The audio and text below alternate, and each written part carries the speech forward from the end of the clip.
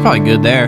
And when you're singing, you can feel free to back off a little. Yeah, bit. actually, I think it might sound a little cleaner that way. Yeah. If I'm not like. Yeah, it's good for talking like right at this. I mean, maybe doing some Johnny Cash. Yeah, right. Yeah. I guess with the screen there, you got to try not to stare at yourself the whole time. Yeah, I'm Damn, like. that's want me a to good flip looking. I was going to just have it so I can see that record is still happening. I'm gonna do the whole totally. podcast turned away from Isaac, just The looking at lighting's not myself. going to be as good for us, but for you, you should look glorious. Yeah. We have to look towards you. Isaac, thanks for coming to the pod. Oh yeah, bro. Thanks for having me. Yeah. Glad to be here. Yeah, we've been excited, looking forward to this. Yeah, me too, man. I'm glad it worked out. And you're from Asheville, you were saying, so you're kind of just looping through for some practices and. Yeah, I'm from this area. Was born in Giles County, Virginia, and I lived in Blacksburg for most of my life. So I'm from the area, but I've been in Asheville for the last probably 4-ish years now. I went down there to go to school, and I liked it, so I stuck around, and I'm still there. Yeah. Giles County. Yeah, so it's hard to not want to spend time at home, you know. Oh yeah, man. I mean, loop through, catch up with everybody, see the family, and yeah, and it's I've still got gigs to play up here, which I'm thankful for. It's nice to have places to play in different localities. So I still come up here for gigs and just see my family, hang with the dog and all that. How much are you gigging? Man, it's pretty much all I do. I was doing the musician thing and the student thing for a while, but I finished school back in December, so now I'm doing the full-time musician thing. Knock on wood. Heck yeah. I'm paying the rent, so You're paying the bills and playing out. trying my best, man. You're rocking it, man. Congratulations. So I've listened a lot to your Isaac Hadden organ trio, which is badass. Oh, thanks, man. That is nice stuff. Is that kind of your main thing right now, or are you doing some other stuff? Yeah, well, I'm sort of revamping what my thing is, because I've had different groups over the years. First it was the Isaac Hadden Project, then it was the Isaac Hadden Organ Trio, but then recently I kind of just, some of the slots we have coming up sort of called for a little bit expanded instrumentation. So this year I'll be kind of going out with more of a quartet, drums, bass, guitar, keys, horns as applicable. Nice.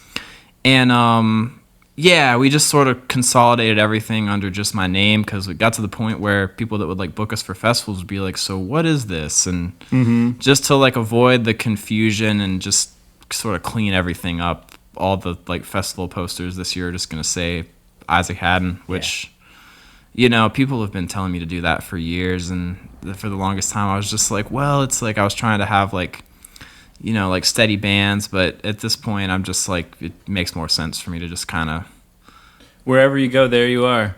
pretty much. Yeah, exactly. Show up for yourself by going all in on. Well, and it's more sustainable that way Yeah. too, because it's I'm always gonna be me, Yeah, man.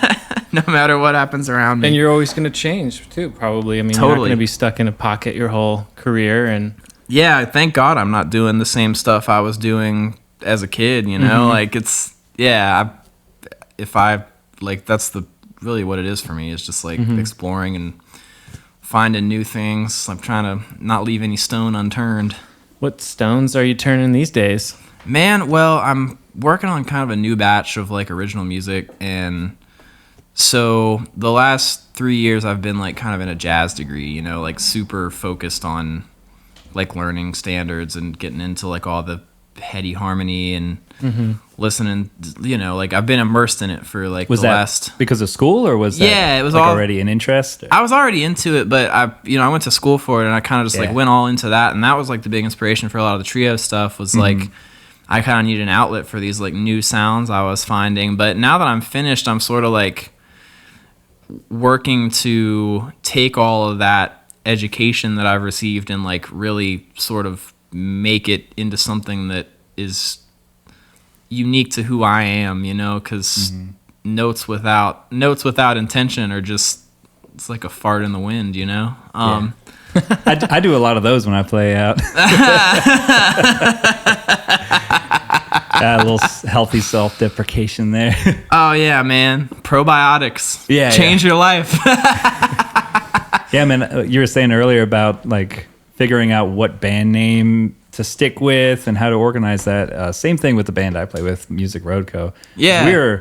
We kind of put our name out there as like we're a 9-piece big band with everything, but you can't do that at every gig. So we started doing Music Road Trio, right? And we tried to like be very definite. Like it's the same core, but it's a different thing. Totally. But it's so hard to balance the two, and then people will come out and say, "Man, where's the horn section?" Like, well, this is the trio. And yeah, totally. It can get real hairy, and especially like when I'm just kind of showing multiple sides of the same person. It's like I might as well just sort of consolidate it all, and then there's not confusion. It also just gives me a lot of flexibility, you know, because I've always worked with like a lot of different folks the whole time I've been playing, you know, like different instrumentation, different material and stuff, and instead of trying to create like, you know, 5 or 6 different products, it's like might as well just really hone in on one. I guess where the sweet spot is once you're like, you know, like you're a full-time musician, you're at it, you know, every season is the time to change it up and get a new album out, explore some new stuff. Yeah. If there are a change of members or something, like it's cool. Yeah, definitely. And then the people that want it, that's a reason like keep coming back and seeing you. Like, yeah, there might be some classics, but it's going to be like a new setup. Yeah, definitely. The bands that have done that I've listened to, I love it. Yeah, that's like really what's kind of interested me, like from when I was even a kid, like not really playing, just listening to stuff. That was what always kind of piqued my interest, was just like listening to the way the stuff developed, and you know, just hearing the ways that like one person's art can change throughout their life, and then in some cases like you get into the history of how it all came to be, and it's really fascinating. But I like I just like the freedom to change and grow and develop and just not really worry about it too much, you know? So you got your acoustic guitar. Do you do a lot of acoustic shows as well, or is it more like the big band and that's when I started out, I was playing acoustic a lot more. Like my first band was like an all acoustic band. I'd play like solo shows just by myself. I had like a looper that I still use when I play solo, but that was like something I did for a long time, and then I sort of put the band together and gradually transitioned into like mainly being an electric player. But I still play acoustic like at home a lot, and I love it, you know. It's fun. It's, you know, a lot less you have to worry about as far as like setup goes. I like writing on acoustic guitar too. Like it's interesting to come up with a concept, and it's going to be a total different genre when it brings into the band. But it's like a personal, safe, creative space. Yeah, and like different instruments kind of bring out different sounds too. It's like the stuff I come up with on that guitar is way different than what I've come up with on that guitar, and you know, it's like. You ever eye gaze with a candle flame and play guitar until you start crying, or is that just me? I've never done that, but it sounds like a cool exercise. It doesn't happen on purpose. Yeah. I'm more in the zone of like... I don't know what happened last week. It's like, it's been too long since I played it, and I was just like playing something I had played, and then my girlfriend was drawing me, my fiance was drawing me. And so she's like, you have to fix your eyes on something. And I tried to look out the window, but I was like, I don't know, I can't, like, I want to look everywhere at the window. Yeah, so right. I just fixed my eyes on a candle, and I just like had a transcendental experience where what I was playing triggered, like, I had to then try not to have my tear ducts fail me, because it was like no spiritual blinking. Experience. No, I was blinking. I was just like, bro. Shit. I'm trying not to move. Hey, maybe that's some good exercise. Yeah. Just stare into a candle for 3 hours and keep playing and see what comes out. It was only 30 minutes. So by minute 15, I was already like, this candle is literally just like the spark of so much creativity. Yeah, that's interesting. I've never really done that, like just fix my eyes on one thing, but y'all familiar with Captain Beefheart? Ooh, it sounds familiar. So there's this like crazy, yeah. Tell me that's not a name you forget. No, yeah. Do tell more. So He there's already this. has my heart. There's this crazy. Well, crazy is subjective, but there's this really like interesting artist that I can't remember the years he was active, but it's called like Captain Beefheart and his Magic Band, and they made a bunch of records. And basically, if I'm remembering this right, the process was he wasn't a musician. He was just like kind of a visionary artist type of guy. And a lot of the music was written. He would just like sort of beat on the piano and then hire musicians to come like sort of transcribe what he did, and then he would sing, and he had this really gravelly like sort of Tom Waitsy voice, right, that he would sing in. But he, that's a whole nother rabbit hole. But he made this document that was like the 10 Commandments of guitar, and there were a lot of things in it like that. Like one of them that I'm remembering is like play to a bush, and you could interpret all this stuff like however you wanted to, but right. It reminded me of that. You just kind of like fix on one object and just like play. Yeah. Play. It felt like I was playing to the flame, and that the flame was like there, present. Yeah, totally. You could call it crazy. You could call it psychedelic. To counteract your like poetic staring into a flame. My problem is whenever I'm at night on a loop station, I'll get stuck in a loop for 25 minutes, go cross-eyed, and just like have to pull myself out of it, being like, well, that was cool. I did a lot of cool stuff, but it's like 14 layers, and I went way too deep. But you had an experience. Yeah, it was an experience. But you went somewhere. Yeah, got to pull myself back out of it, though. Yeah, it's tough to come out of a loop. Do you have a loop pedal with you? Not with me, but I do use one a lot. Nice. And it's especially like when I was like sort of in more like my, like when I was younger and just playing at home mainly, like I would do kind of the same thing. Like I just spend all day just like laying down different loops, and it was great because in that I kind of thought a lot about just like how different things interact with each other, and kind of like learned to sort of hear the whole band in my head when I was playing. And that it was like fairly formative stuff because the you're basically making the whole thing. You're not just responsible for the one part. And I sort of, when I started like playing in bands, it was sort of like I had to sort of change my frame of mind, because it was like I was hearing all the parts, but then it's like now you just have to play one part and really focus on just like fitting one thing into like a bigger mix. And so that was the journey from looping to playing. And the cool thing about a loop is like, I'm joking about going too deep into it, but once you have been in that kind of repeating cycle, your brain starts figuring out like 100 different things you can do with one progression or one rhythm. Oh yeah. Like you can be like, oh, I could play this on the upbeat, or I could do like this riff a little bit faster, and you can start feeling the space between the beats, and a lot of cool stuff comes out. Yeah, and that's that's sort of what my big takeaway from just like trying to get deep on learning all this music stuff is like you could spend your whole life just trying to break apart one singular thing, and still not fully crack the code. And that's what I love about it. It's just endless. It's like you could spend your whole life just trying to figure out like different ways to play like over one progression. I've been working on like some different like sorts of transcriptions lately when I'm like practicing at home, and like one solo or one like just 64 bars of a solo from like some jazz musician is like, I mean, that's like such a deep rabbit hole, like you can, and I've spent like a super long time just picking apart like one thing, and it's just kind of a crazy realization of like, wow, like I'm never gonna fully figure this out. Yeah. And that's kind of the beauty of it, Yeah. There's no ending to it. It's just a perpetual process. Well, and it like breaks into so many different layers, because the person playing it maybe hearing it differently than you could ever hear it. Totally. And then the listener of hearing you or them play it, they hear something different with it. Definitely. Yeah, so there's so many different like fractals of like what's coming out of it.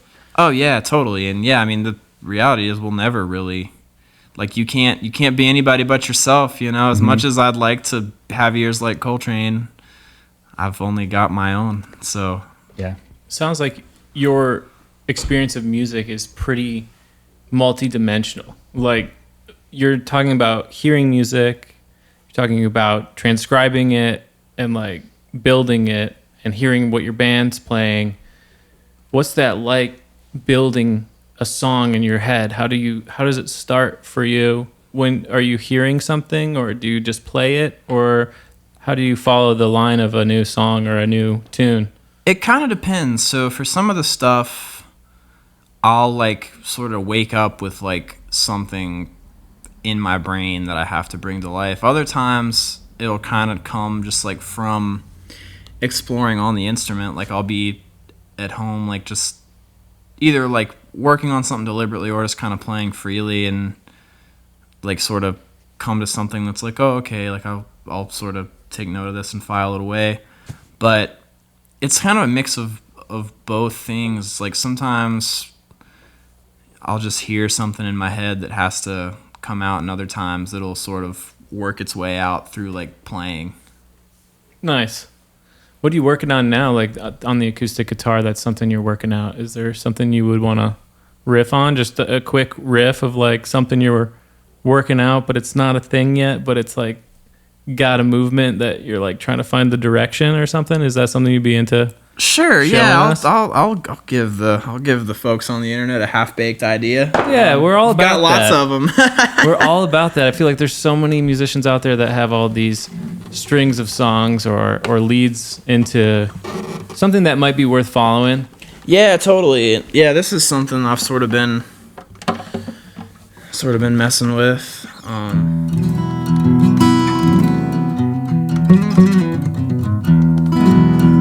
Make sure I'm in tune here. But this is like just a little instrumental I've kind of been playing with lately.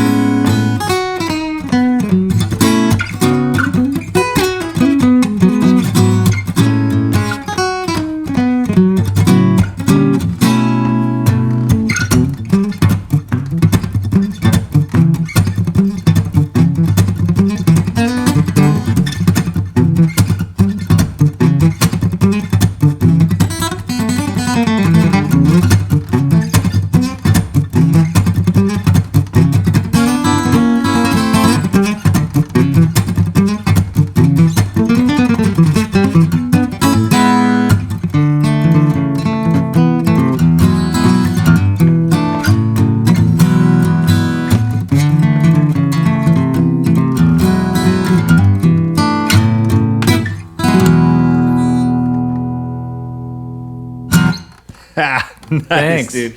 That was great. That's a nasty riff. Thanks, man. Yeah. That's the beginnings of a little instrumental I've been working on. You have a vision for that staying in acoustic guitar or bring it to the full band? I'm planning to bring it to the band. It's it's one of those where I want to hear that with the full band. Yeah, it's one of those where there's just a little bit more going on in here than I can physically do with just two hands. If I had more hands, maybe get this man more hands. Right, man. If I had more than two hands, I would. You do a lot. I'd probably of work be with those even hands. more of a spaz, honestly. But it's That was cool, man. Thanks for doing that. yeah, of course. Going on the spot, Oh man, it's not working on a fresh riff. not often I will have the opportunity. Like no one's ever asking like, what are you like in the beginning of working on? It's kind of interesting to share that. But that's a cool part of the process. That's the part that most people don't see. They see the polished, like, everything's figured out, and there's that fuzzy, like, piecing things together that's like where the magic is. Yeah, it's I mean, whatever it is, it's honest, there's it is what it is, and like it or don't. That's That part of still the process. seemed like a pretty solid idea to me to start with. so. Well, thanks, man. I appreciate it. So how do the next dimensions come into play when you've got this solid idea and it's inspiring you to play it again, and you played it now, and now you'll listen to it even more. Yeah. It's recorded. So, I mean, maybe you already have a recording of it, but now you've got this one. And for me, if I listen to something I record, then it kind of trips me out, and I'm like, is that the way I play it now? So It's interesting, and so the way that I've, it's the process for me has been, it's changed a lot over time, and it'll always change. That's just how it goes. But the way that I've been sort of working recently is I'll take like just kind of, like a seed of something, and I'll play it to myself, and then I'll go with voice memos on my phone. I'll take a recording of it, and I'll call it like, sometimes I'll give it a title, sometimes it'll be like Asheville, North Carolina 64 or whatever, because there's a lot of ones with just the same name. Yeah. But Just an address with a number. Yep. Mine always end up nasty riff, but different than the last one I titled nasty riff. yeah. Nasty riff 1, 2, 3. Yeah. But Do you play any other instruments? Do you can you sit down at a drum kit and lay out an idea, or is it always just like beatboxing? Like, oh hey dude, like doom chaka, doom doom. I do play little drums. Nice. I've like sort of like most of my work goes into the guitar, but I've also will spend a good bit of time on the drums and bass a little bit too. I was spending a lot more time on bass, but I've also recently just sort of picked up banjo. I'm trying to like sort of get a couple of like claw hammer tunes under my belt, and Nice. I've also I'm trying to think, even because some things I forget. In school they had us working on keyboard a lot, so that was kind of like a new journey for me. I hadn't really spent a lot of time like working on piano stuff until then, but I've kind of continued to. And when Was I that have kind the of like a time- mandatory thing with the school? Not mandatory, but what that was like part of their curriculum. Yeah, everybody sort of had to have like some level Yeah. of piano proficiency. But I do play some other instruments, and sometimes I'll like actually sit there and try to record everything. Sometimes it's like for sake of time I'll like just either try to program drums or whatever. So it just depends, but Yeah. Well, in theory I could if it wasn't too complicated. But I really love, sort of like going back to how the process works, I really love putting time into something where I feel confident bringing it to other people, but then bringing it to other people and just kind of letting them put their print on it. And that's sort of how the first album, the first Organ Trio album came out. Like we were all together in the studio just sort of like bouncing ideas around. It was definitely like a collaborative effort, so I'm looking forward to kind of like taking some of these little things I've been working on and like getting them in the hands of like really capable like drummers, bass players, key players, whatever, and just sort of seeing what they hear on it, because, you know, I can play drums, but I'm not a drummer. Like, I'm still listening to everything like a guitar player. Yeah. So that was kind of why I was asking, is me always playing guitar. You know, I've messed around on drums, but I have, that's a wall that I need to break through, is I need to think of songs more from a drummer's perspective a lot of time, and not just the guitar player. Totally. Otherwise, you know, my brother's a drummer, and he'll point out that, like, you keep writing riffs over the same type of drum beat instead of just like inverting it. Not that I'm dictating that, but in a way it's kind of nice, because then my brother will play something on drums that's like totally not what I had in my head, but from his perspective. Totally. And sometimes it turns out super cool. Yeah. But yeah, that's something that I've noticed a lot with guitar players that started with guitar and stuck with it. Like, there's such a benefit to being able to play the drums and do some other stuff. Man, yeah, and it's like sometimes, especially like in a funk band, it's like we're almost like another drummer. Like, we're just like a drummer that plays notes too, and that's how, in certain situations, that's how I try to think about it. Like, I'll just like stare at the hi-hat and just try to lock everything I do in on what they're doing. Yeah. And it's kind of a fun exercise, especially when you're playing music that's like pretty like simple and straightforward. Just like look at somebody and just like try to really like get in on the minutia of like their feel, and it's a lot of fun. Yeah, that's something that I don't know if you've got studio dates coming up or what's in the future, but studio time is always that time for me of like something about the professional setup and somebody else running the board. Oh yeah, being man. in a room with the guys. Like, the creativity is just like 10x. Totally. Versus sitting in your bedroom, you know, like by yourself doing stuff. And it's like those spaces are like designed for creativity. And I think there's something to be said for having a space that's designed for one thing. Because, you know, sometimes it's like you're in, like my house, it's the bedroom, office, studio, you know, living room, like everything. And so sometimes it's like I'll go to like, even just like in sound check, I'll have way more ideas than I would at home, just because of the nature of the space. Yeah, exactly. There's kind of like the whole reason you're there is for music. Yeah, definitely. You're not, like if you're like, why am I thinking about my, you know, like my emails? Well, you're looking at the studio, like your electric bill sitting on the table there. Yeah, right. Like the dishes over there. Yeah, that's so big. Yeah. Studios are clean. Yeah, that's one of the things we've discovered.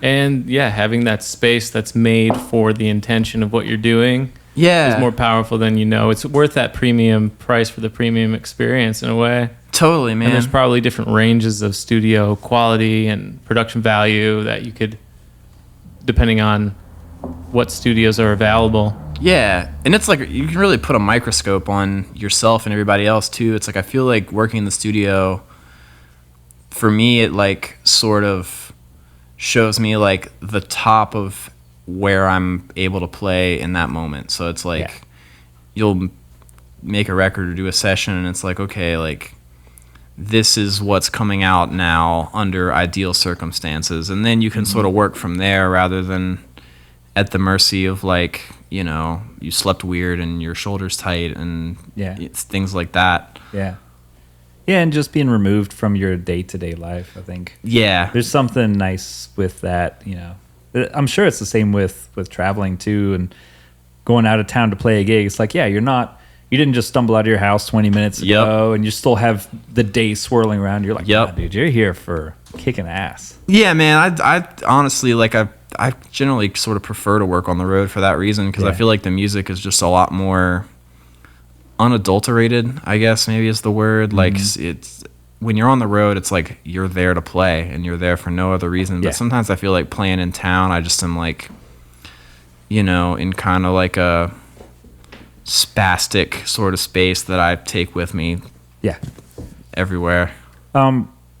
It's interesting, like getting your headspace right for a gig is even tricky, like especially if it's like a small town, because you're like, at what point do I start transitioning into like the gig? And like, totally. Yeah, it's like it's a really I don't know, it's definitely something I think about a lot, and something that I'm always working to hone. And I do find that like the more I work on it, I do notice a difference, and it does pay off. Like just simple rituals, like just like, you know, like one deep breath will do a lot of people a lot of good. You know, just one, just get one. It's all you need. Try to get 10.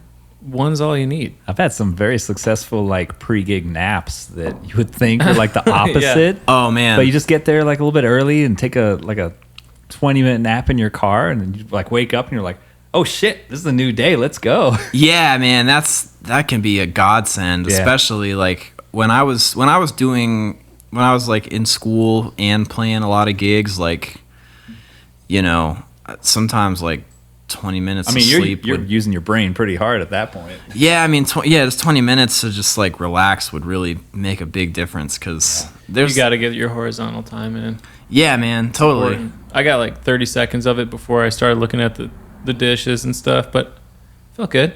Yeah. You know, totally. I'm glad to be here. Like the intention is set. It's nice in the studio. You're here. The energy's there. But before coming out, I still had to gear up. I was like, I gotta get up. Yeah, totally. Get up and go. And with recording in a studio, one of the best advice I ever got, which I haven't done many recordings, but I went to this studio in Brooklyn. I was like 21 years old, and it felt like a big deal to me. I had to pay the guy like $200 or something to record acoustic guitar. And I was like, called my older brother. I was like, I'm really nervous. I don't know if the song's ready. I think I got some lyrics. And he's like, just whatever you do, just make sure you mean it. Yep. And I was like, all right. Like, that's pretty much the only advice I got. And I felt like I did. And I felt like that is something you can get. You have to like find out how you can mean it when you're in the studio, because that's going to be the one you use. Yeah. But when you're live, you just have to like get the energy to meet the crowd, and then you can feed off of that live energy. Yeah. That can make that moment different than what you meant when you recorded a song. Totally. I've always been tripped out by how people play the same stuff every show and how you mean it every time. Yeah. But I think you could probably just feed the energy off of the band and the live performance and get to that. Do you get to the same feeling that you meant when you wrote it, or is it a new thing every time? I feel like it has to be new. Otherwise, you would think touring musicians would get bored playing the same songs on their album they're promoting. And I mean, sometimes, you know, speaking from my own experience, sometimes they do. Like, I've been out playing my own stuff and like sort of like hired for other people, and it's sometimes like, you know, full disclosure, it's like songs get old, you know, and I'm what? Well, yeah, and I'm like one of, you know, the hits, especially the hits, dude. But yeah, it's like, you know, and I'm kind of like the type that has trouble like sort of focusing on one thing for a super long time. You know, I'm easily bored. I'm one of those. Yeah. That's why you can shred so fast. You're like, I gotta go faster. Yeah. One note gets old, man. 60 jazz bars. I'm like, fuck, dude. But no, like, it's sorry, my contact lens is being weird on me, but is the trippy lighting making your contacts fritz? No, it's part of it. But anyways, where was I? Oh yeah, but you know, sometimes music does get old, and sometimes, you know, it's hard to play it with the same kind of intention. And I mean I've been in situations where I feel like I'm just straight up not playing it with the same kind of intention, but it's like ultimately what I'm feeling internally doesn't always carry, you know, it doesn't always land the same way with the audience as it's landing with me. And some that, you know, that can be a blessing and a curse, but it's like just sort of this thing. It's like when you whatever's happening inside is probably not what the outward perception is. Right. Yeah. It's almost like you have to take yourself seriously in a way, but also not take yourself too seriously. Yeah, definitely. It's like just it's almost like the less thinking you're doing. I mean, if I remember what I've just done, chances are I didn't do it at the level that I wanted to. It's like for me personally at least, like the less thinking I can do and the more just like sort of flow state, like just letting it sort of come through and come out. That's the sweet spot for me. Have you found there's a certain technique? Because I think everybody that's gotten into playing live enough where it becomes, you know, like you're still excited, you still probably have a little bit of adrenaline, there's still like an edge, but you're a little bit more used to it. I think every musician's experienced where, sometimes you're just not in the headspace you want to be while you're performing. And everybody's got different tricks on like, how do you break out of that? My personal thing, honestly, like I used to struggle with that a lot, you know, because it's like I know like what I was capable of in the right headspace, but by the time I like rode in the car and set up all the stuff and whatever, you know, went about my day, I would not be there and I'd have trouble accessing it. But I found that like I've just been sort of into like yoga and meditating, and that's like sort of helped me find that consistency of just like being able to sort of like regulate where my brain is and sort of being able to like really tap into what I want to come out, you know, sort of.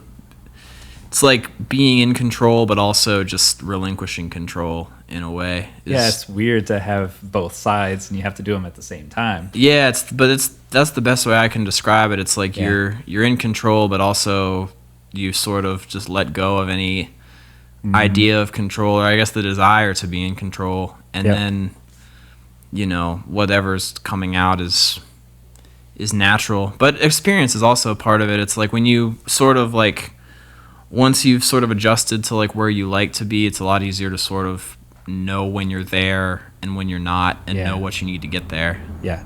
I've found that, I mean, every day is different, you know, there's no like solid technique, but I can sometimes remind myself to stop focusing on everything that I'm doing and listen to one of the other players. And start getting more absorbed into them.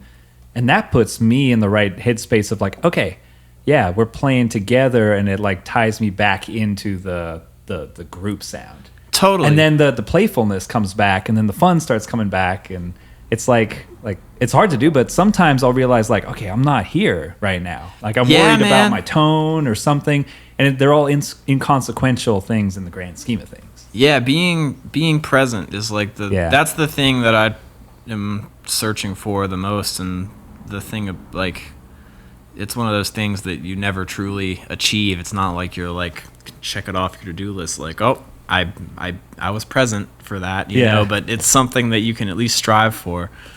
And I think that's outwardly contagious with the people that come and see it too. Totally. Like they start like feeling it in a way that you can't ever describe. They just are like, oh, he's locked in and I'm locked in. Yeah, 100%. Yeah, and that's how I think community happens at a show, because I've been to a lot of different types of shows, and sometimes it's like you can just tell that like everybody, you know, came from whatever stresses of the day, brought it all on stage, and everyone's there a little bit unhappy. And you can feel that. And then you rip into your first solo, and everybody's happy. Well, I'm talking about it from a listening perspective even, but you can feel that from the stage, you know, like versus when, you know, everyone's like there for a reason. The band's there to do what they do. The audience is there to receive it. And it's just like this cool, like, ebb and flow of energy. Yeah, man. And it's not the audience's job to make it an event, but man, when their intention being there is to make it an event, that's why I love festivals and like all these intentional, like, this is about music. This isn't a bar gig where everybody's trying to, you know, hit on girls or something. Like, we're here for the music. It just... You hear the applause halfway through your solo, but you realize it's because they scored a touchdown. Yeah. You're like, man, we're really on tonight. Yeah. Oh, wait. I know all about that. We made that happen in those guys' minds. So you got a real pretty guitar over there. You want to hold that up real quick? Yeah, man. Show some stuff off. This is this is one of the ways that I'm, you know, this is a grounding object. Is that a newer guitar, or you're kind of tried and true? This is my main guitar. It's been my main guitar for, I think, the last 5 years. I got it in 2020. Nice. I recognize it. I've seen you hold it a lot. Yeah, we played it together. Remember that New Year's Eve gig we did? That was like sort of the first like in-person New Year's Eve gig after the whole COVID nightmare. Yeah. I had this guy out for that, and Love the birds. I've had this for about 5 years, but it's PRS Custom 24 tin top. Do you have a name? I don't have a name for it, but Mine. yeah, you know. She's mine. But I love this guitar. It's really like this one, and I have like a PRS HB2 that actually John McBroom has let me play for a while. And those are kind of the main two that I'll bring out for shows. What's the difference between the two? Well, so there's a few. So this one has a set of Mojo Tone 59 modern pickups in it, and it's got a 5-way switch, so you can sort of like have these sort of like split positions, so you can tap the coils to get like single coil sounds. Nice. So you got like your thick like humbucker sound, and then you're kind of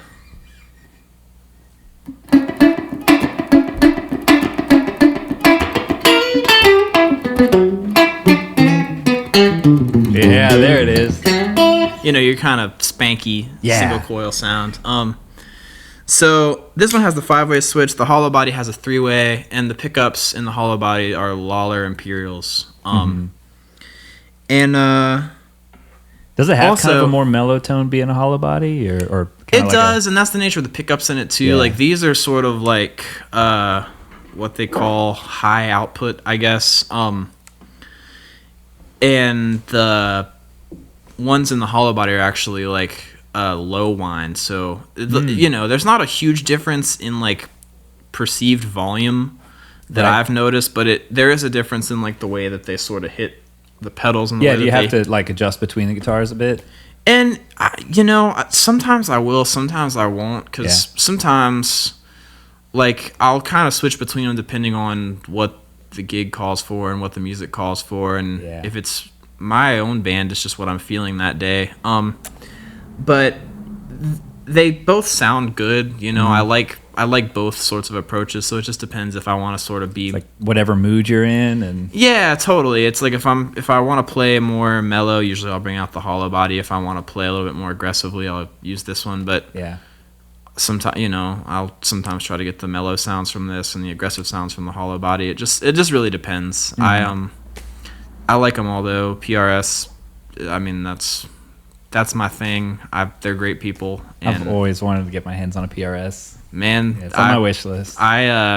This is the only, I've played a lot of guitars, and there's a reason this is the only one that I really use in a live setting, because it's just, I don't know, man. It doesn't really tell you how you're gonna sound. It just lets you find it. Yeah, it's crazy. There's no science. Like there's science to shaping your tone closer to what you're after, but man, you're in one venue to the next to a festival, and it's like a different guitar, different amp, different tone, different feel. Oh yeah. Like, it's kind of in a way frustrating, because you're like, man, last night's tone was exactly what I wanted. Now I can't get it. But there's also times where it's just like, wow, this is on fire tonight, and it's just like locking in for some reason. You kind of are at the mercy of just like the space that you're in, and I think part of it's just like the energy of the space too, because like a festival, like it's like we were talking about, it's a space that's for a specific thing, and so like how you're gonna feel as you're playing and how you're gonna hear it is determined by that, whereas if you're in kind of like a room that's like not really treated very well and people aren't really listening, it's like that sometimes that affects the way that I'm hearing my sound, just because it's it just all kind of depends. It depends on the production too, big time, because it's a 3D space you're in. Good save, yeah. Caught the mic. But yeah, like the production makes a huge difference because, you know, I mean, y'all know how it is. It's just it's a dice roll every time. Yeah. Yeah, full PA provided. And it's one dude with a couple of old school passive Yamahas. Yep. Or if you're using backline, that's even a whole nother thing. You know, like, it really, you know, you just kind of want to wing and a prayer most of the time. That's how I feel, you know. So you were saying that you got like kind of a new setup on your pedal board. Yeah. You want to like show off some of the new sounds you got going on? Using an Analog Man Prince of Tone. I'm using a Nordland ODR-C, and I'm also using a there we go. I'm also using a pedal from J-Rocket Audio called the Dude. The Dude. And I was running them in the order of, it was ODR-C, Dude, Prince of Tone, sort of like highest gain to lowest gain. Mm-hmm. And that's the way that, you know, a lot of people say like you're supposed to do it, but then like sort of looking at it in reality, that's not really the way it ends up. You know, it's like just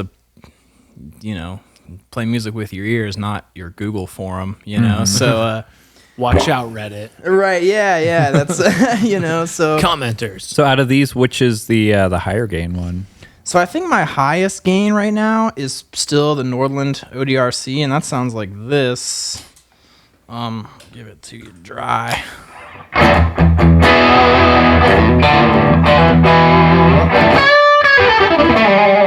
So that's like kind of my highest gain sound, but I like to stack them, and that's why I've been experimenting with the order so much, because different things stacked with different things produce different sounds. So the way I have it set now is like I sort of have like a, you know, what they call edge of breakup sound with this Dude pedal. So, you know, it's like when I dig in,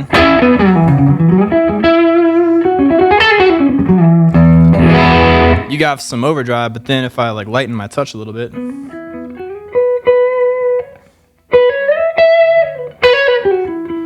oh yeah, it starts to clean up a little bit. And Nice. it's a really touch sensitive pedal, which I like. That's kind of my like sort of litmus test for whether I like an overdrive or not, is if it like really responds to differences in touch. So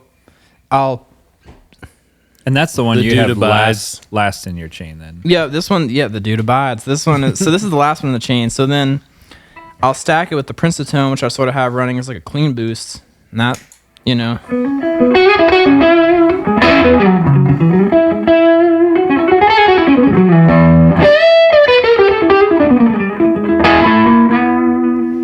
So, you know, you kind of have like, maybe like a nice like crunchy rhythm sound, or even like for certain sort of soloing things, it sounds nice. Yeah, like a super touch sensitive type of thing. But then, you know, I also have this ODR-C, which is like a little bit more of like a gain sound, and put some delay on just to.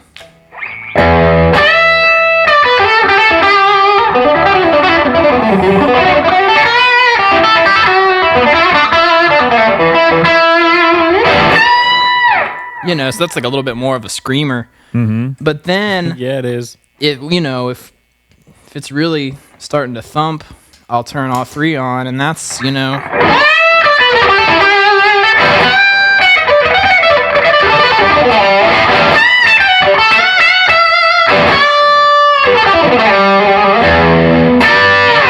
That's like Nice. That's kind of the highest gain that I'll use ever, but this pedal order I've found sounds a little bit more organic to me, and it's also like just a little squishier. So if I ever do sort of chug, like,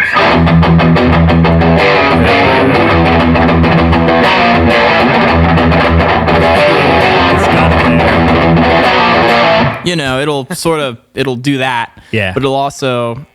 Now, are you know, doing any compression prior to this, or is it kind of just I have a straight in? compressor pedal, man. I have not turned it on in like 5 years. It's kind of funny. I keep it on there just for like the studio, and sometimes every once in a while you want to kind of do your like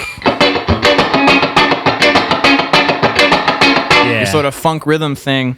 Okay, so you kind of just use it for like when you're really wanting like a really scratchy, punchy funk thing. Yeah, and every once in a while, and like I said, it's been a long time since I've done this, I will turn all 4 of them on. So you got compressor, 3 overdrives. You can hear it already starting to squeal a little bit. It's good if you want to like...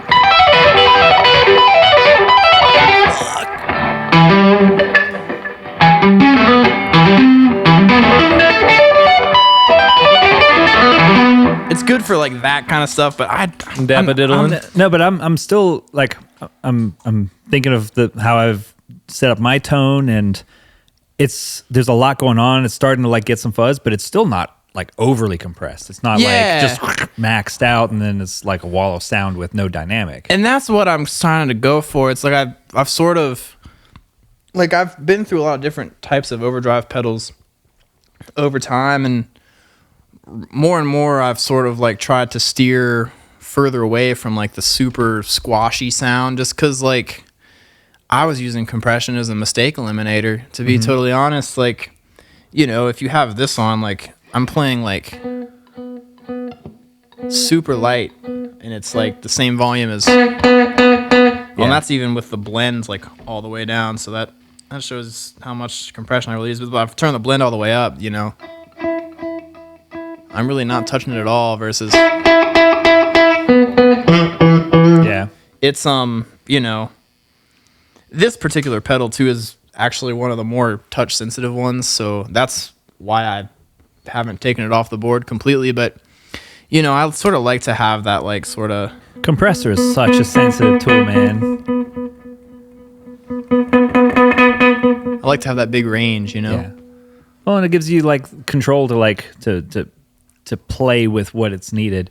You know, there's all these cats like Corey Wong, right, where he's like all about the compression and setting it right where you can like you can get all the clicks in. You know, I'm sure he turns it on and off, but he's pretty like heavily like compression is the biggest part of his tone. So it's just cool to see like different players and different things. Playing finger style for me is like there's some gigs where it doesn't work out or doesn't fit right, but that gets me to like be able to play way more dynamic and and pop and play softly and add the feeling. And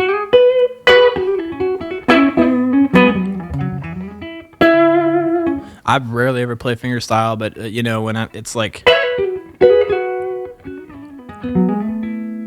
but like you can end it so softly, but then you can hit it a bit harder when there's a bit of like a an accent or something.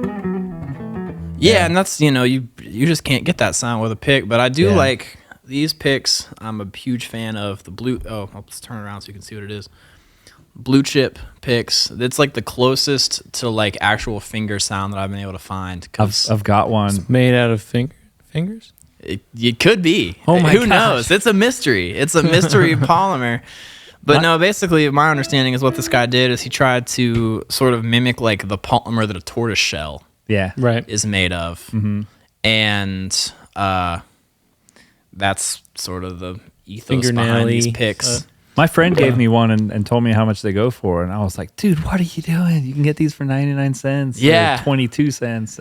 But after playing with it, it's like it's 100% legit. Once you start, you realize like, oh wow, like this is really, you know, it's worth all $35. Yeah. Wait, is a $35 pick? Yeah.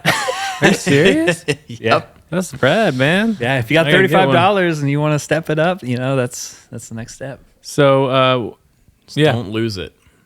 Or throw it into the crowd and it'll become I super have mosh separate picks that I give to people who like want a pick. I don't give these out. Yeah, not yet. Not until we get this man sponsored. No. You make it rain picks. That'd be a blessing. So I've always had struggles with writing solos or knowing like how to shred or go fast. Like, how do you bridge a gap between like being a pretty decent rhythm guitarist that like can find melody and has tone, but just how do you bridge the gap between rhythm and scale awareness and modulating that at a high speed? What's like your 101 guitar tip for beginner shredders? The shortest way I can describe it, because there's like whole curriculums on this stuff, but the shortest way I can describe it is like learn your scales, get to where you can play them pretty solidly, like not even like you don't need to play them that fast, but get them to where it's comfortable. Mm-hmm. And then just sing what you play and play what you sing. So, I mean, like, the way I started soloing was literally just like, and then,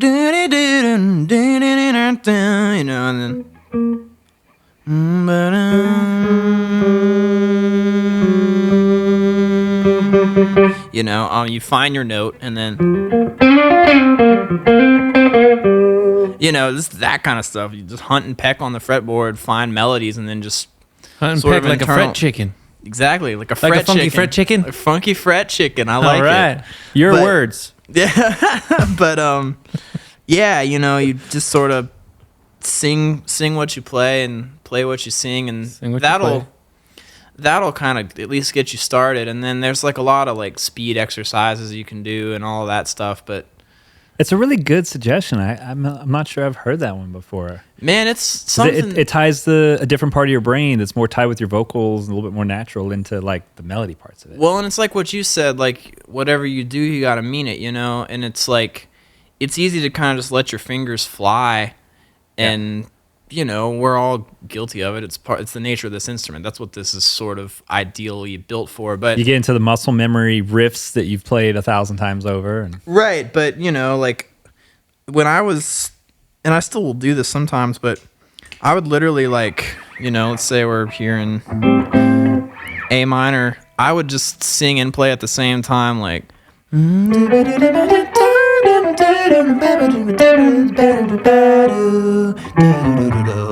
things like that. And it really does help, because otherwise I'd just be, you're not thinking about it. You're just like, and that all sounds good.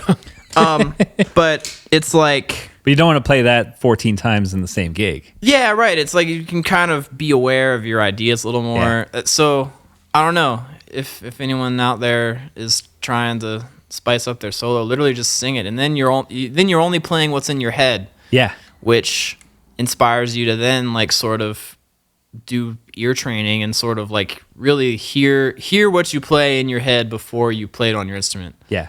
And that's like, I love that. That's awesome. You were mentioning speed exercises too. So when you speed things up and do these exercises, are you going, how fast are you chicken pecking that fret? Man, so I don't know how much you listen to Oteil Burbridge, but he actually does that in real time. He'll scatting? Yeah, he'll sing and play the bass, but he's playing this like really ripping fast stuff. And it's amazing to watch, because he's just like, it's, his voice is like dead accurate, and so is his playing. Yeah. But I mean, if I'm just like got the metronome going and I'm like, I don't know, I'm trying to think of, this is like a warm-up exercise I'll do, like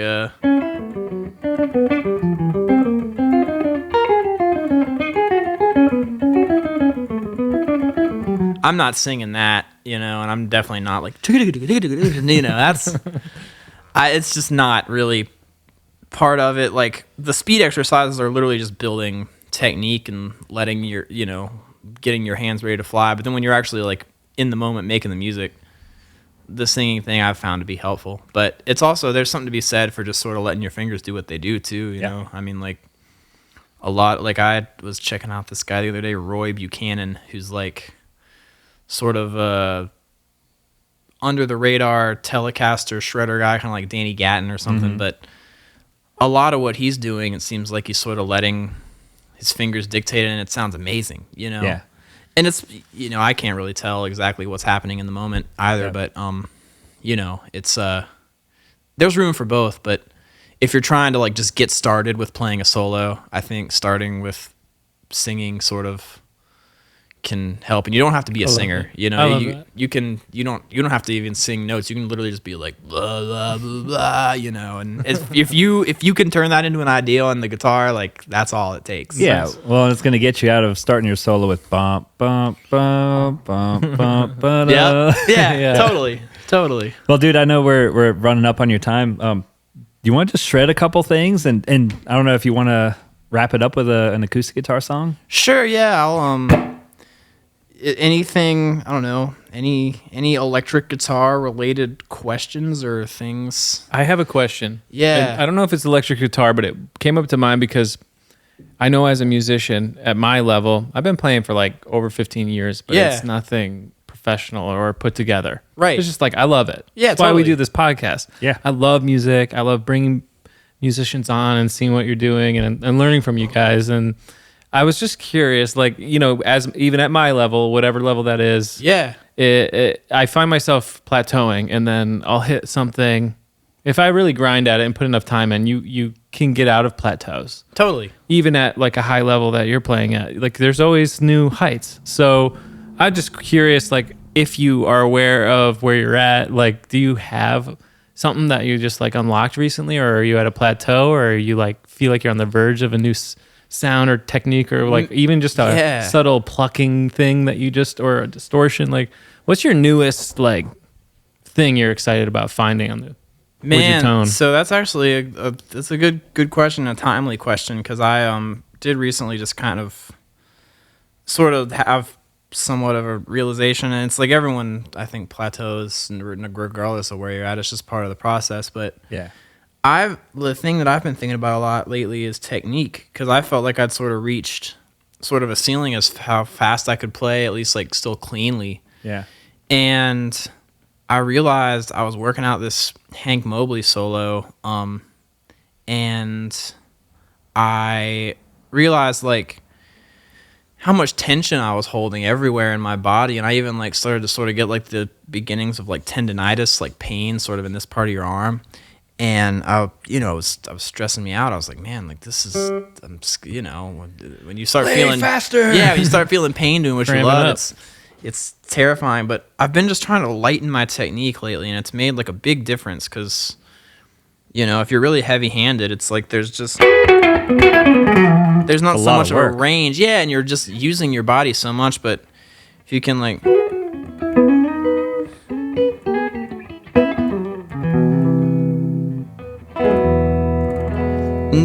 I feel like the ideas sort of flow a little bit more effortlessly that way too. But checking out like Julian Lodge actually has a lot of great videos on it about like how to position your body. So trying to like just sit up straight. Sometimes I'll even put the guitar here like the classical guys do, and then like chords like this too, like will sort of,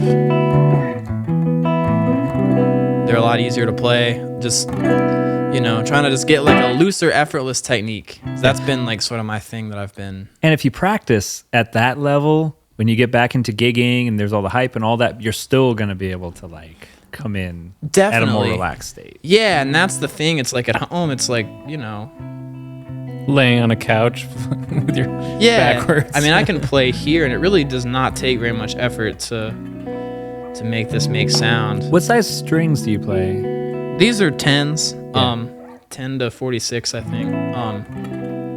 I've been using those the longest. I've got them on the acoustic as well. 10s are what I play most of the time, but I bought a Tele a couple years ago, and it came with a gorgeous set of 9s. Oh man, the 9s are hard to turn back from. Once you feel 9s, it's like, man, this is like all I want to do. At least for me. Well, I couldn't stick with it, but I ran it through a bunch of gigs, and it kind of forced me to have a lighter touch, and it kind of got me into that zone of like, wow, I work really hard a lot of times. Like, I could man, just, like ease it out. Yeah, and it's like sometimes like your string gauge. I like the 10s because it feels like sort of a middle ground. Yeah. The 9s, I feel like I'm just like tearing through them, But dude, John McBroom hooked me up with a pair of 9.5s. It's actually pretty sweet too. Yeah, I know. Right in the middle. Mark Lettieri uses those and loves them. He's a big proponent of the 9.5. I like the 10s because like that resistance is kind of part of my sound. Like, yeah, and that's part of what makes the guitar. Like.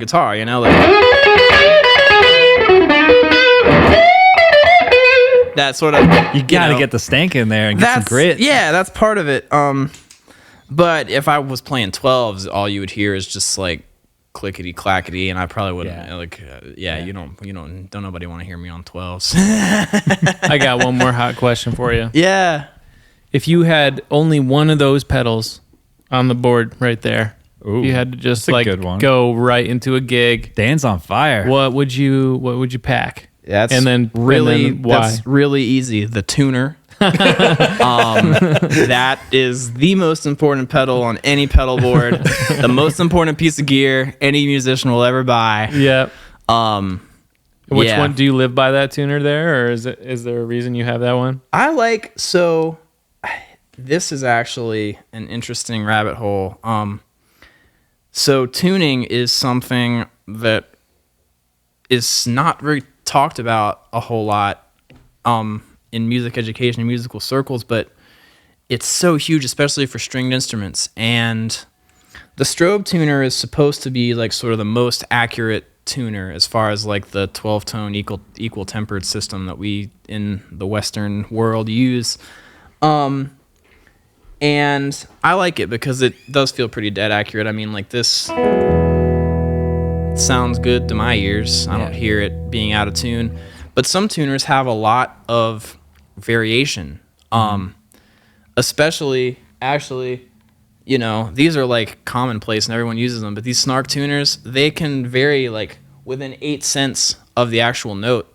So I'd had this funny experience on a recording session a few weeks ago where there were 3 guitars, an acoustic and 2 electrics, and there were 2 guitar players that were tuning with snarks. And I was using my strobe tuner, and we were playing, and we were like, man, this sounds real hairy. Like, what's going on? Yeah.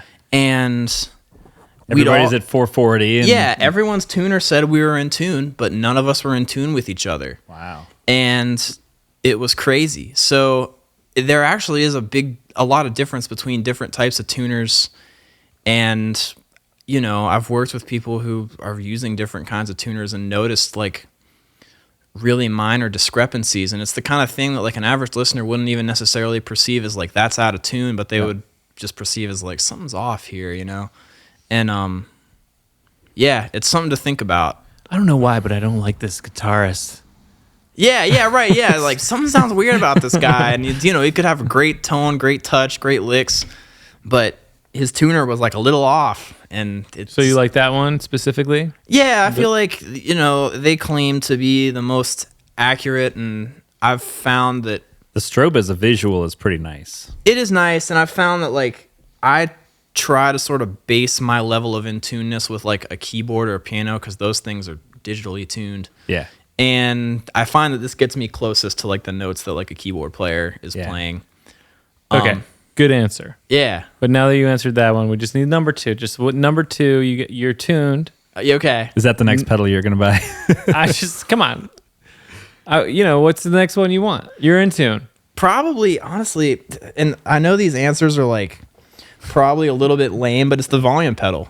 Because once you're in tune, you don't want to, kids. You don't want to be too loud. It's true though, Kids just want to have fun. When do we get to the distortion? So you actually rock the volume pedal a lot. Because not a lot of guitarists do that. I've recently been sort of doing it, but one of my favorite players of all time, Jimmy Herring, he's like the volume pedal guy. But like it's really nice. First of all, to be able to swell. Like I love swells. Nice. Or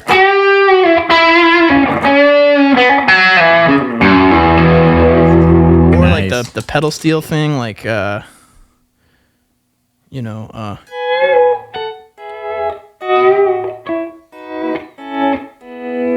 like that's a nice sound. But then also like if I'm playing like it's pretty loud, right? And if the drummer's playing quietly or something, I can keep the same sound, follow back a little, but control my volume a little easier. So and then if you have a volume pedal, you can get your amp up to where, you can get your amp up to where it's starting to break up a little bit. Do you still use the volume on your guitar a whole lot in combination with that? Or you kind of sometimes I will that? If I'm in like kind of a louder setting. Sometimes what I'll do, or I'll rephrase that to say a setting where I can be loud. Yeah. I'll leave my volume at like kind of like 8.5. So then I'm not at like full force. So it's like, it can almost sound a little bit flat sometimes, but put a,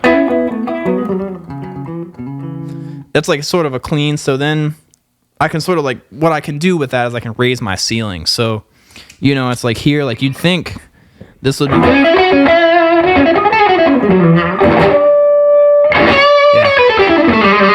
so that's something I'll do sometimes, but mainly I will sort of just keep it open and use the pedal, but it just depends on the room and what the music calls for too. That's cool. I mean, I've tried to just get better at even just using the volume on my guitar, so I'm not playing like on full all the time and then reaching the ceiling. Right. But I've never really gotten into the volume pedal. I'm gonna play around with it some. I like it because I have some guitars where the volume knob isn't like accessible from the sort of string area. Mm-hmm. So I'd have to like completely stop playing, adjust my volume, and then come back. But with this, it's like. And is that like a volume wah combination? No, I have a separate wah, but I can even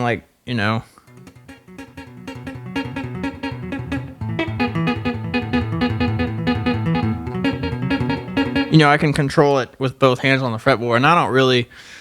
There's guys out there that are like all over that technique, and I'm not one of them, but I could be because I have a volume pedal. Nice. What I mean? Yeah, you got the potential. Yeah, it just opens up some possibilities. Nice, man. All right, number three, real quick. All right. What's your fun pedal that you can't live without? All right. Okay, different question. Those are fun. Not to say that's not fun to be in tune and have volume control, but what's like the fun, like get people... The first two are very responsible. Yeah. You're responsible. I like that. Man, I try my best to be. Probably the delay pedal. So there we go. Come on, dude. We got Show there. me something. Thank you. You would have gone to question 4 and 5. Yeah. Thank you. We're limited time. But yeah, so to get to the weird sound zone, we've got.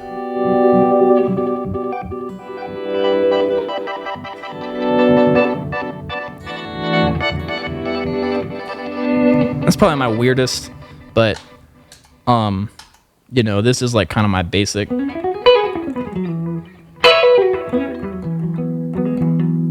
That's kind of my like solo boost. I've got this one that I can use sort of more rhythmically. Like this is the Line 6, right? Yeah, DL4 Mark II, but that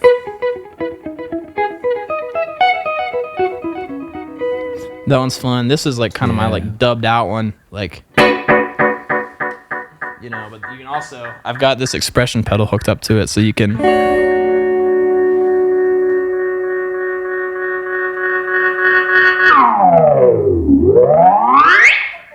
So. Nice. You can do that one, and then it's got 3 more presets. So I've got a reverse, which is a lot of fun.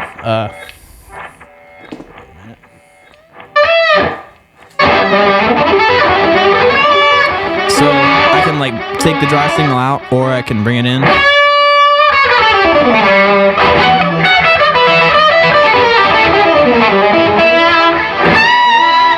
So that's fun. And then this is the first one I showed you is this like glitchy sound. So that's like I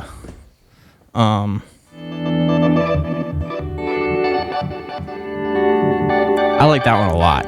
That's cool. It might be my favorite sound. And this one is like, it's kind of associated with like worship music, but it's a delay and a reverb. So.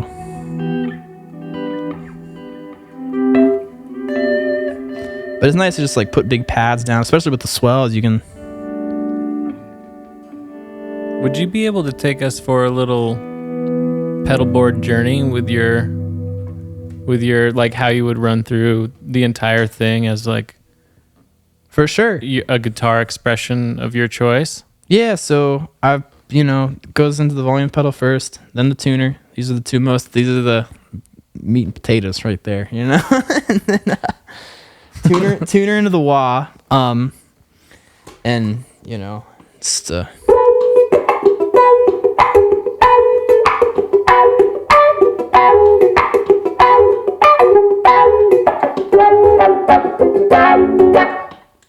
so that's my wah, and then runs from the wah into the envelope filter. And I got this pedal just because when I was younger, and still now, I really loved Jerry Garcia. That's the... But recently, I kind of really like this sound, the reverse.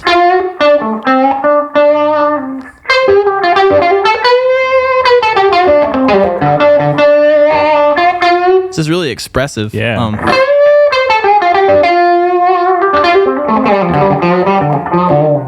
So that one's fun. And then from the microtron into the compressor, and that's like a pretty... I've kind of got it set a little as like a volume boost as well, but I haven't really, like I said, it's been a long time since I've actually turned this pedal on and used it. I just keep it there to have it. And then there's the overdrive section. We kind of went over this, but Prince of Tone, sort of like a boosty kind of thing, light overdrive. ODRC is like kind of a higher gain. And then the dude is like sort of mid gain. And it's kind of like the main driver of my overdrive sounds. And then goes into this thing, which I hadn't really touched on yet, but this is the Astra from Universal Audio. Nice. Lots of fun. It's like a multiple modulation pedal, so you can save 2 presets in it. I've got it set as it's chorus sound, so you can crank up the intensity and get kind of like the Schofield sound, but then you can also use it for like... Yes.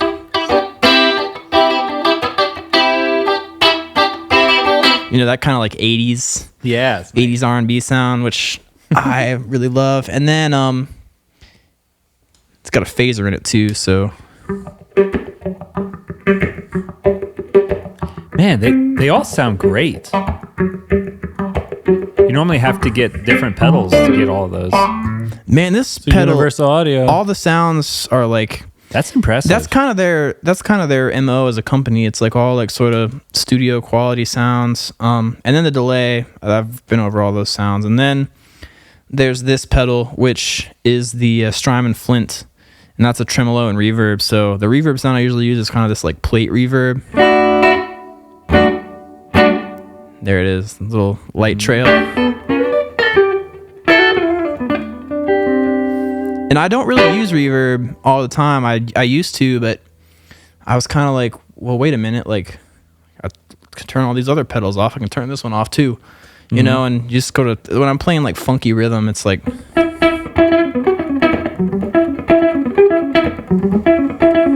It's a little bit cleaner that way. Yeah. And I have this tremolo, which I don't know what this is even set to right now. Kind of a weird one. I use this one a lot, especially if I'm... Western cinema.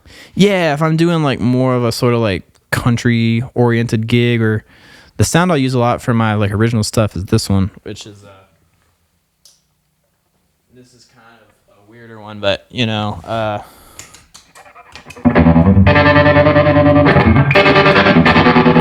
adjust the speed, so...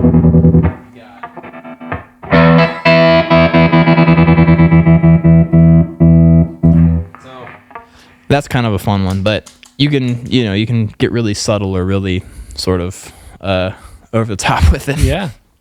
That's awesome, man. But yeah, and then foot switch and expression pedal for the delay. And that's the journey. Dude, that's killer. I'm so glad you ran through that whole thing.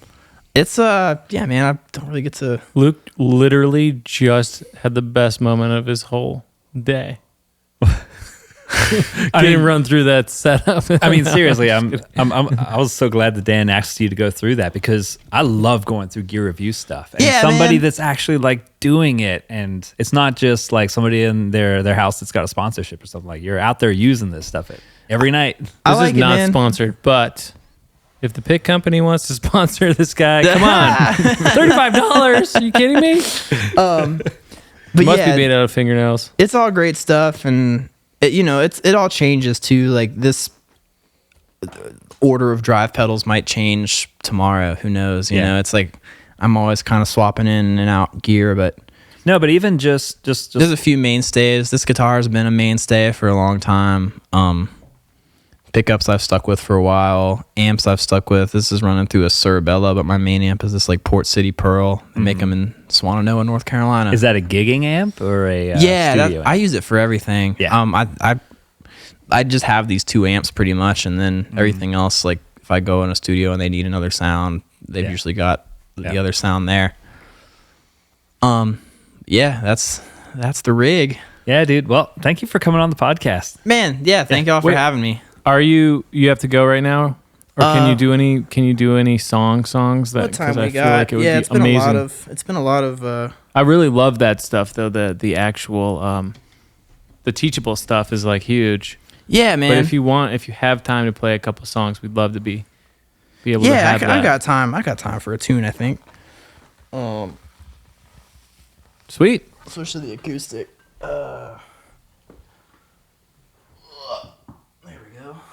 I don't want your food to get cold. Oh man, it's life on the road. Yeah, right.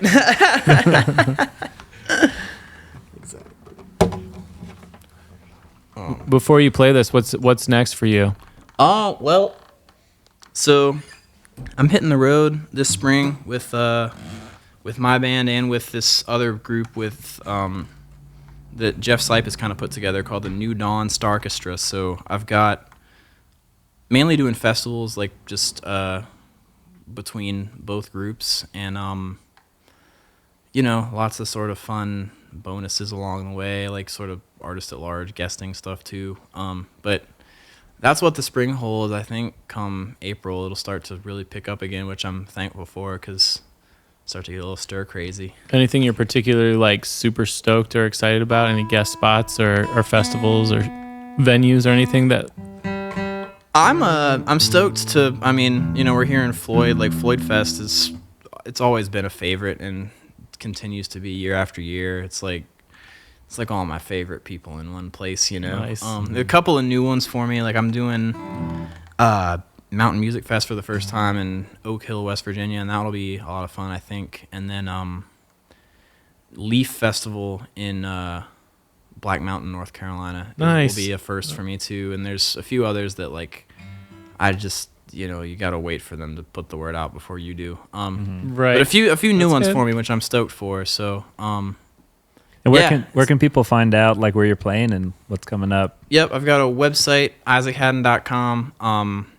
Instagram, Facebook, those are the main channels, but also if you see me, just ask me.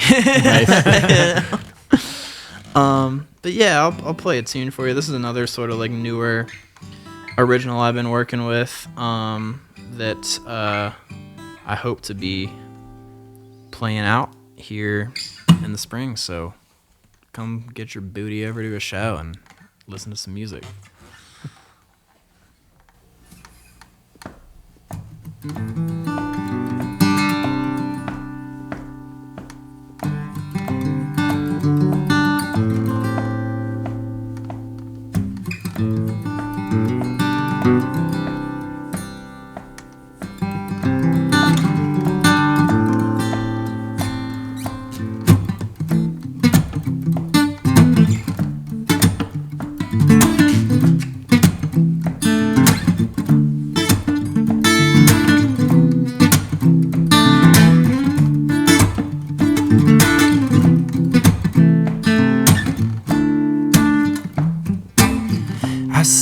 cup is empty, no water in the well.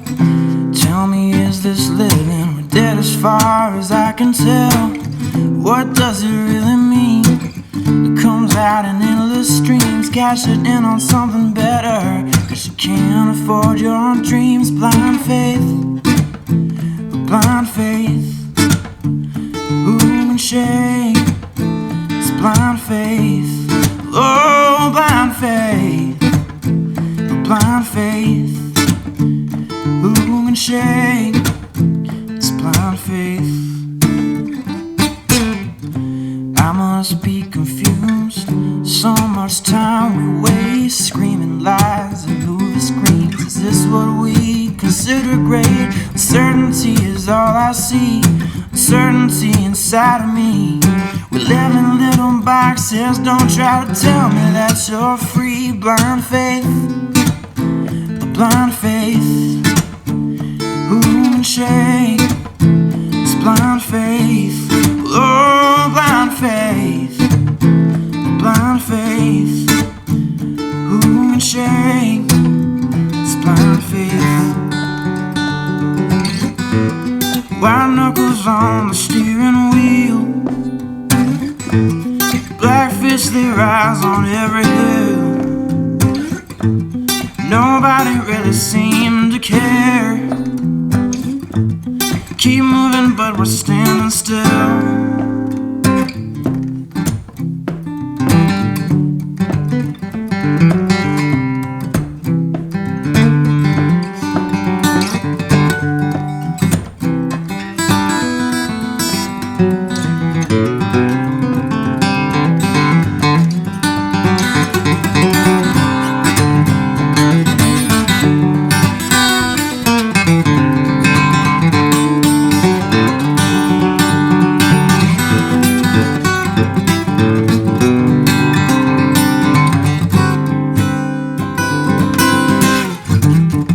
Blind faith, blind faith. Who can shake? It's blind faith. Oh, blind faith, blind faith. Who can shake? It's blind faith.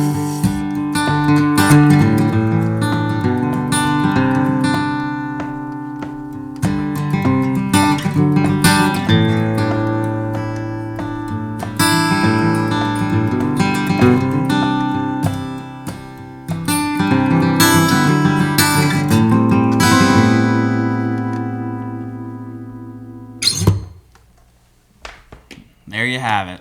Heck yeah. Dude, thank you so much. Thank y'all. Appreciate y'all having me. Yeah. Anytime, man. Come back.